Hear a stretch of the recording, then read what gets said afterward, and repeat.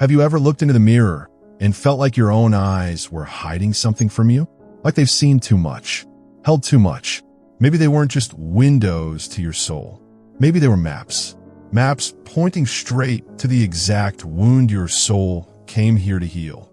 The one that's been shaping your life without you realizing it. What if I told you that your eye color isn't random? That it reveals the emotional wound you've been carrying across lifetimes and what your soul longs to transform. If you keep ignoring this whisper, you'll spend your whole life reacting to pain you can't name. But today we're going to listen. That darkness, the pain you hide, the patterns you repeat, the triggers you can't explain, it doesn't begin with trauma. It doesn't start with your childhood or your relationships or your circumstances. It begins with the archetypal wound, the original pain your soul chose to confront in this lifetime. And while modern psychology teaches us to decode our behaviors, to analyze our patterns, to understand our triggers, Jungian psychology shows us something infinitely deeper, that your entire life is a symbolic path, and nothing about your body, your psyche, or your experience is accidental, especially your eyes. In ancient traditions, the eyes weren't just organs of vision. They were messengers of soul contracts, carriers of divine assignments, windows into archetypal destinies. The Egyptians believed eye color carried messages from the gods about your life's purpose.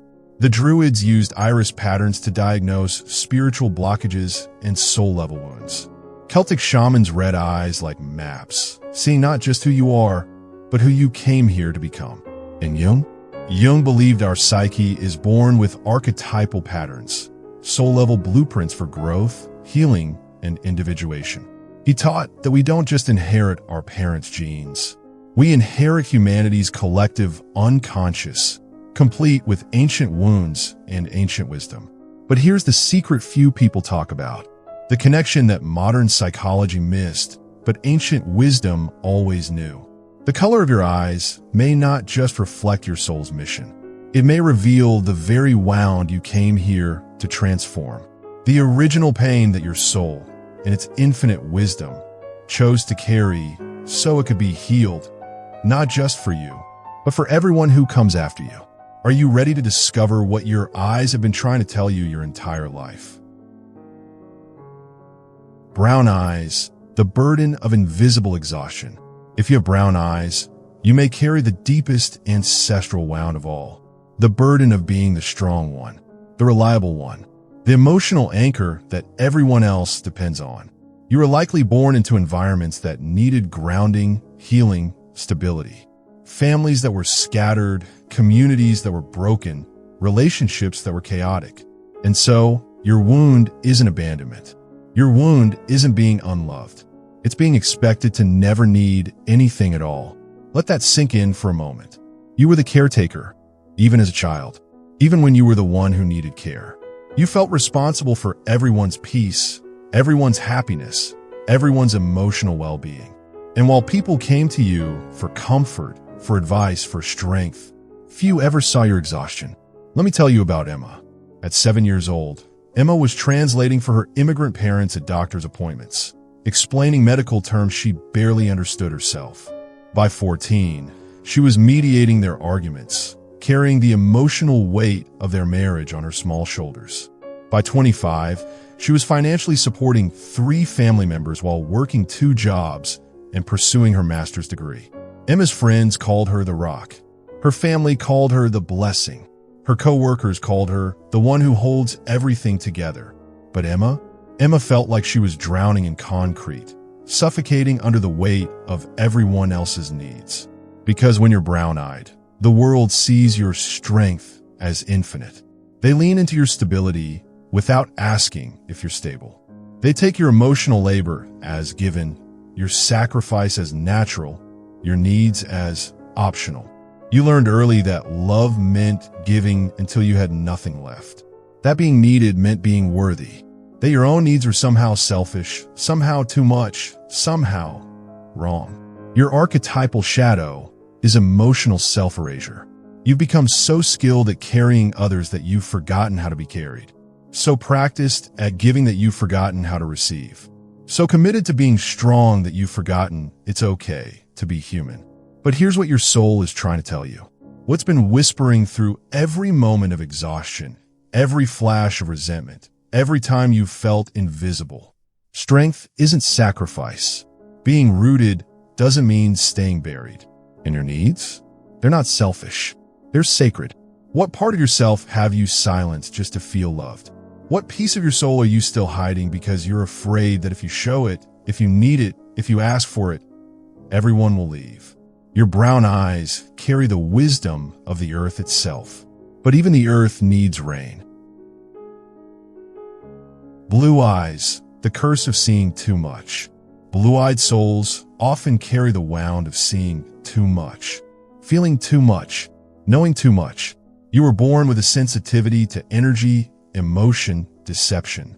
You can read between words, see behind smiles, feel the unsaid hanging in the air like smoke.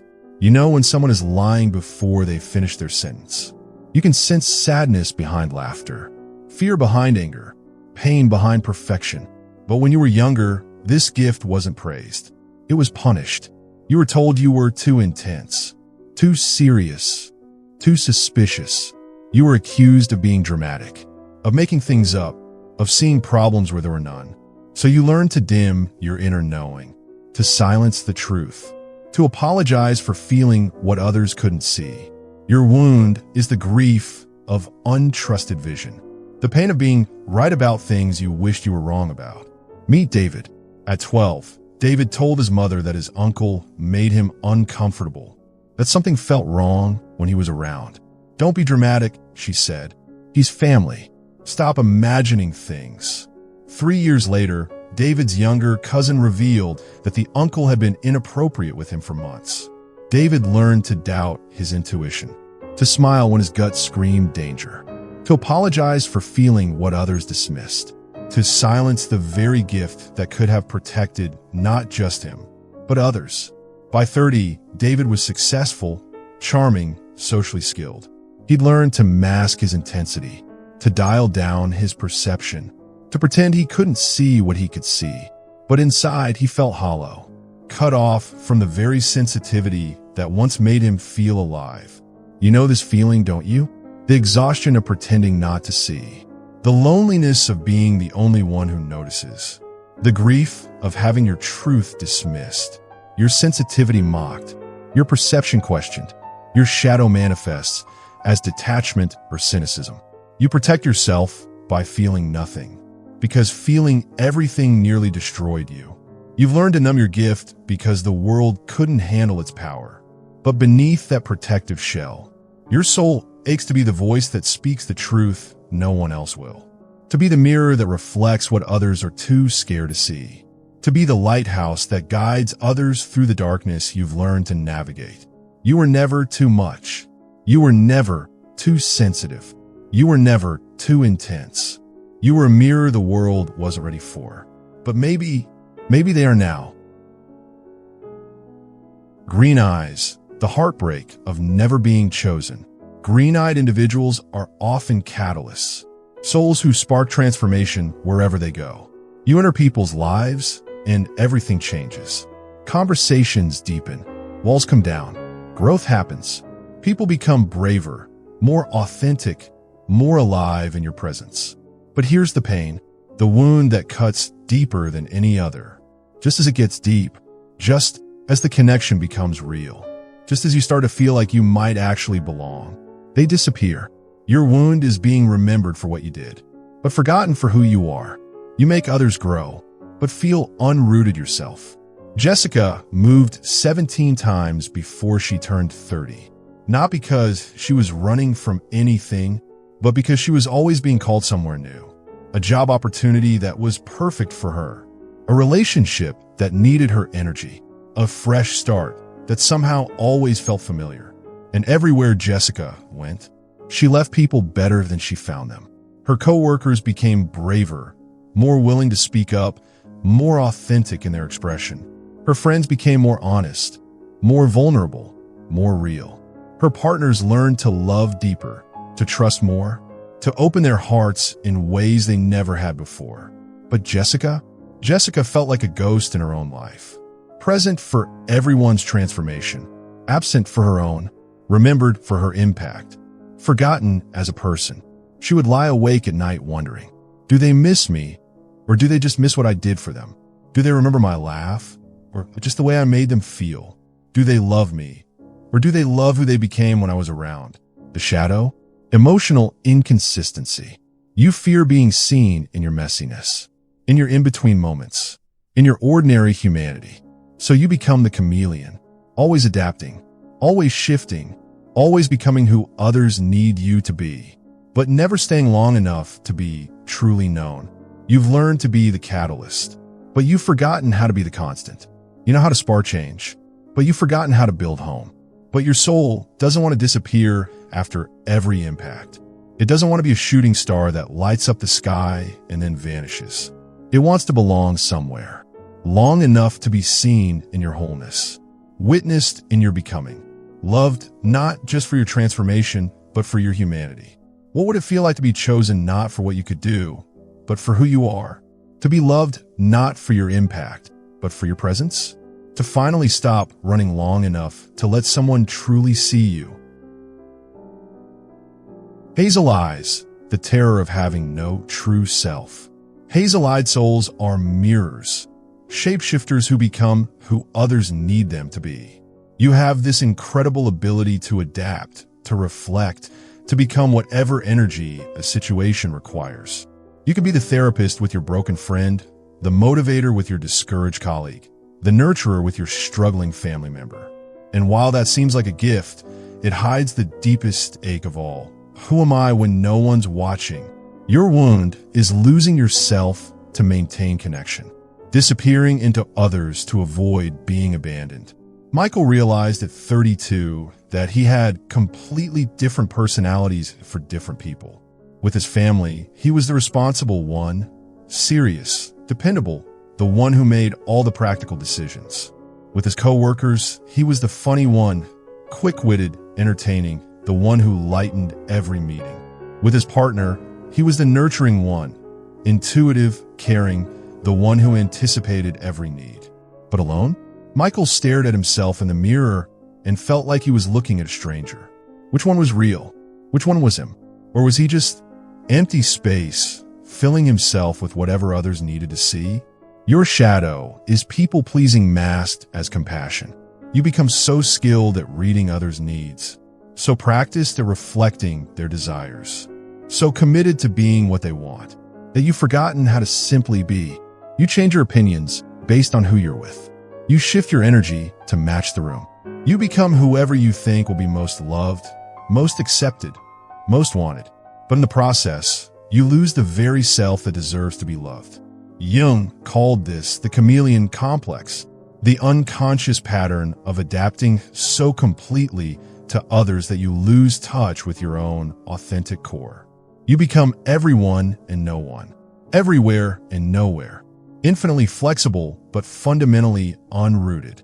But your soul came here to master something profound, authentic adaptability, to learn how to reflect others without erasing your reflection, to be fluid without being formless, to be responsive without being reactive.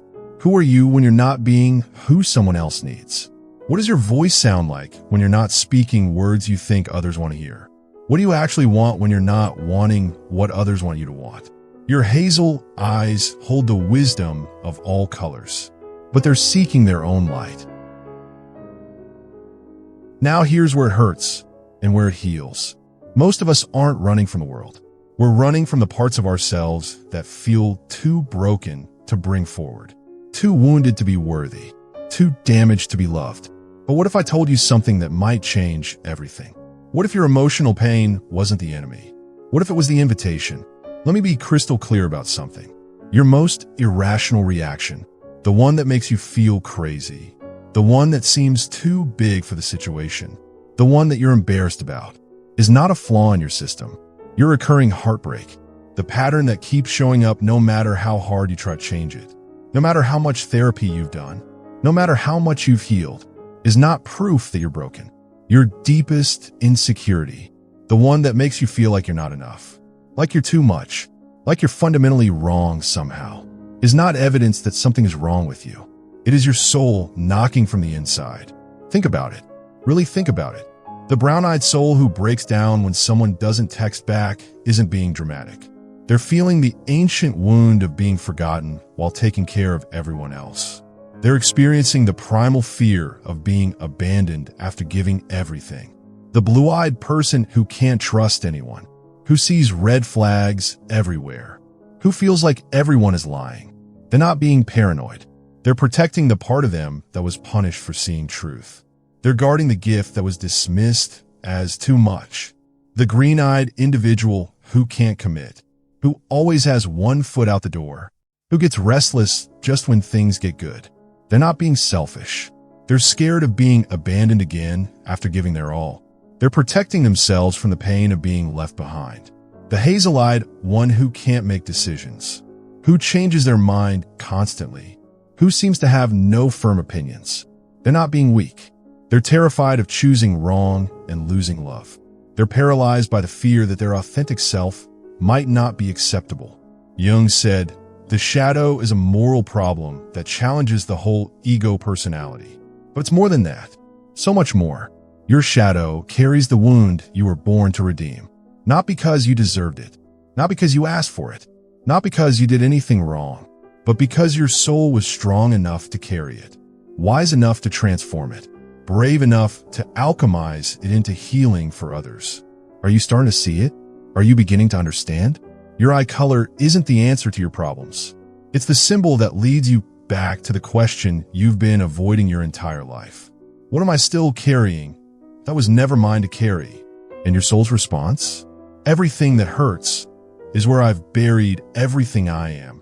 Let that breathe for a moment. This is the moment. The moment you stop running from your wound and start listening to what it's trying to teach you. The moment you stop seeing your pain as punishment and start recognizing it as purpose. Because here's the truth that will change everything. Your wound isn't your weakness. It's your superpower in disguise. The brown-eyed soul who learned to carry everyone. You're not the victim of everyone's neediness.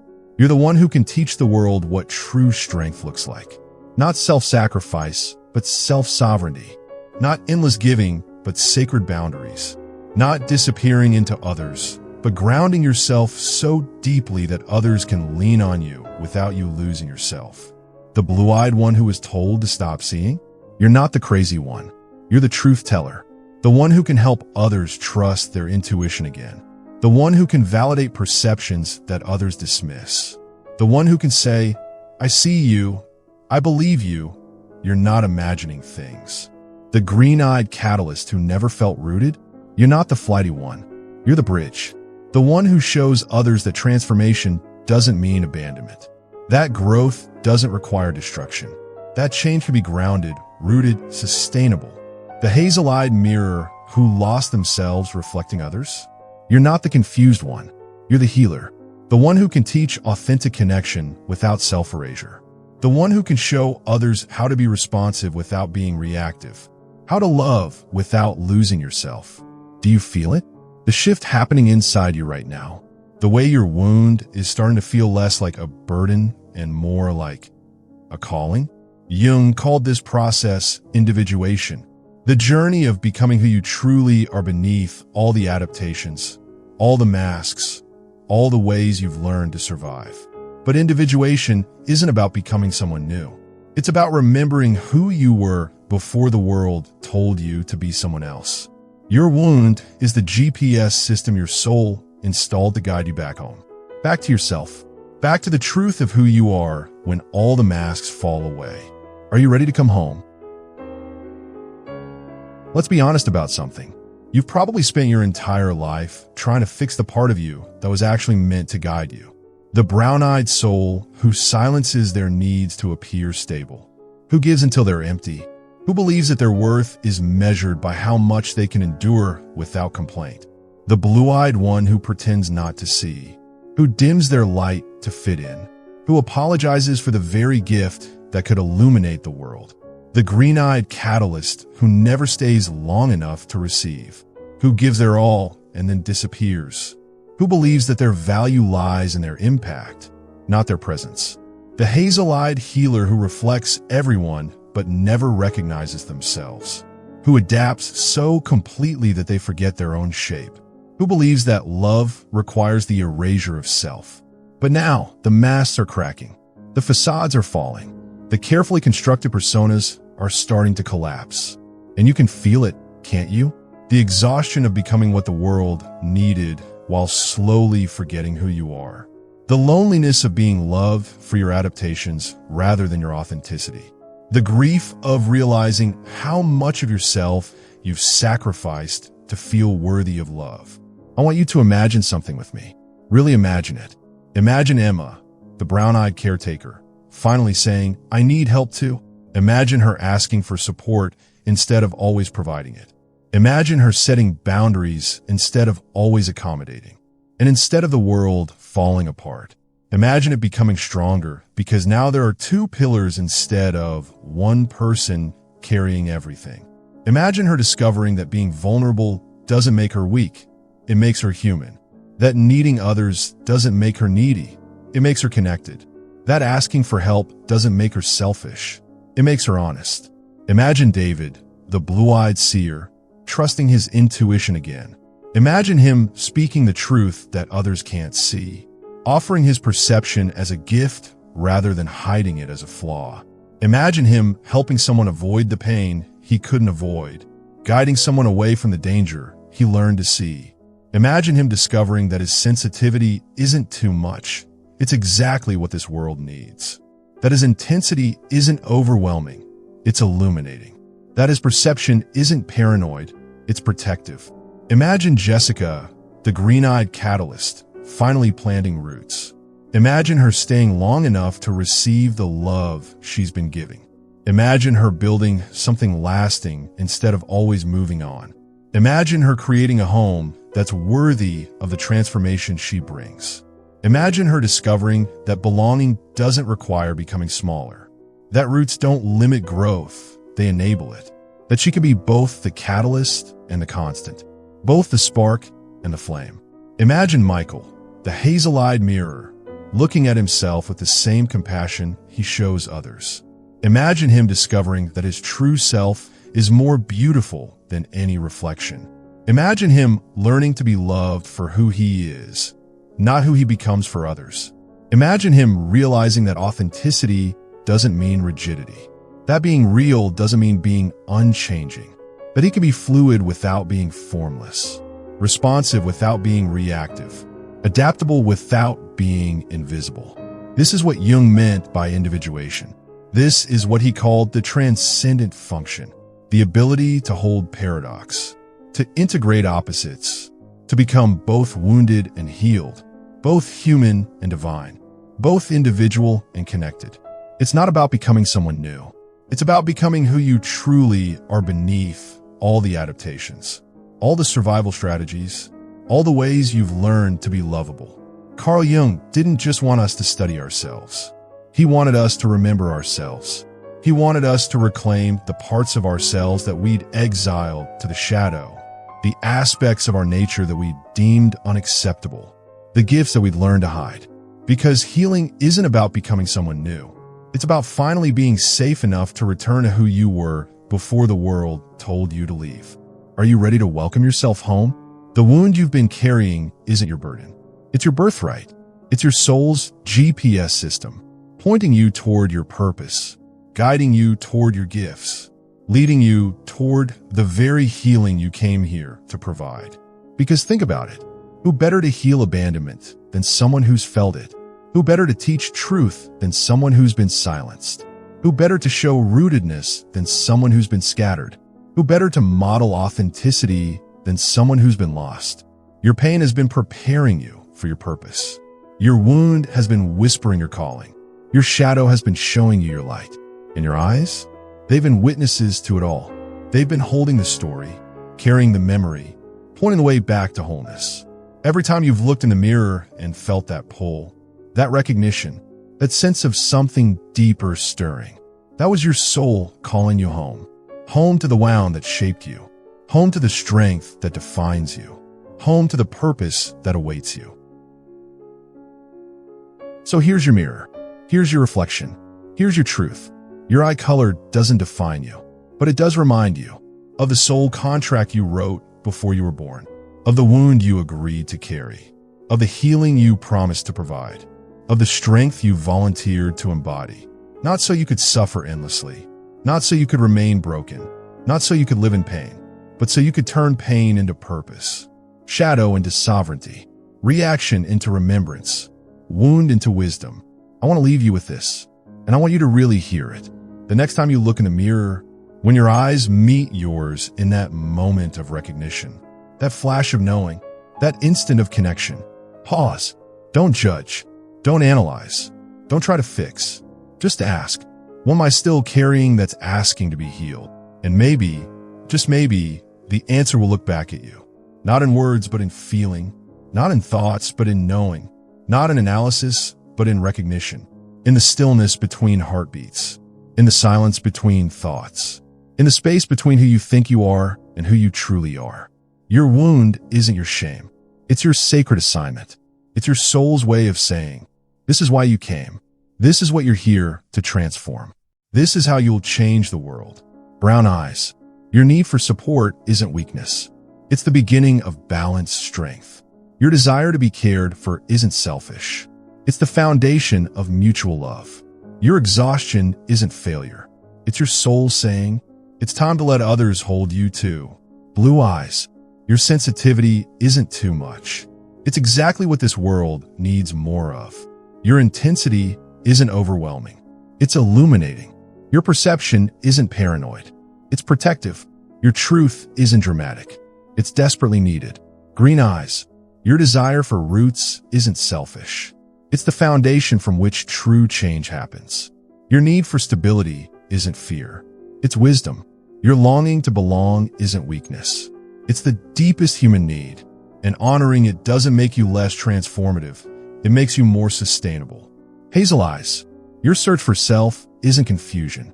It's the journey toward authentic being. Your adaptability isn't weakness. It's wisdom. Your fluidity isn't instability. It's the ability to flow while maintaining your essential nature. Your reflection of others isn't self-erasure. It's the gift of seeing and being seen. In your eyes, those beautiful, complicated, storytelling eyes, they've always known the way. Every time you've looked in the mirror and felt that pull, that recognition, that sense of something deeper stirring beneath the surface, that was your soul calling you home. Home to the wound that shaped you but doesn't define you. Home to the strength that lives in your shadows. Home to the purpose that's been waiting patiently for you to remember. Jung said, your vision becomes clear when you look into your heart. Who looks outside dreams. Who looks inside awakens. Today you looked inside. You saw your wound not as something to hide, but as something to honor. Not as evidence of brokenness, but as proof of your soul's incredible courage. Not as weakness, but as the pathway to your most authentic power. The person you were before you learned to adapt, before you learned to survive, before you learned to be who others needed you to be. They're still there, behind your eyes, beneath your masks, beyond your wounds, waiting for you to remember. They're not wounded. They're not broken. They're not flawed. They're whole. They're perfect. They're exactly who you came here to be. And now you know, your eyes aren't just windows to your soul. They're maps back to who you've always been. Compasses pointing toward who you're becoming. Mirrors reflecting not just who you are, but who you're meant to be. If this touched something deep inside you, if it awakened something you thought was sleeping, if it reminded you of something you thought you'd forgotten, honor that feeling. That's your soul recognizing its own reflection. And if you're ready to keep exploring these depths, to keep excavating these truths, to keep returning to the home you never really left, I'll be here, ready to guide you further into the beautiful, complicated, sacred mystery of your own becoming. Until then, remember this. You are not your wound. You are not your pain. You are not your shadow. You are the healer who chose to transform it. You are the light that chose to illuminate it. You are the love that chose to redeem it.